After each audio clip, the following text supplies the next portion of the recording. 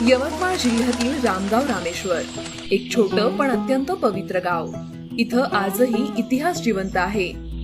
या भूमीवर उभं आहे एक प्राचीन मंदिर. असा विश्वास आहे की इथे भगवान श्रीराम आणि लक्ष्मण यांनी माता सीतेच्या शोधात इथे विश्रांती घेतली होती. स्थानिकांच्या मते सीता रावणानं नेली तर राम लक्ष्मण त्यांना बघायला आले इकडे. तर ते रातभर मुक्काम ठेवला होता रामगाव रामेश्वरला. तर मग रामगाव रामेश्वरला मुक्काम ठेवला तर इथून जायचं बा आपल्याला. तर काय इथं वळकण करायची आपण.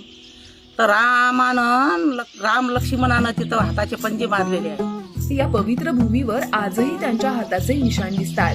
या ठिकाणची शांतता, वातावरणातील भक्ती आणि परिसरातील साधेपणा हे सगळं काही आत्म्याला स्पर्श करणारं आहे. हे फक्त एक मंदिर नाही, ही आहे श्रद्धा, इतिहास आणि भक्तीचा संगम. चला तर मग डोळ्यांनी पाहू, मनाने अनुभवू रामगाव रामेश्वर, एक पवित्र मंदिर.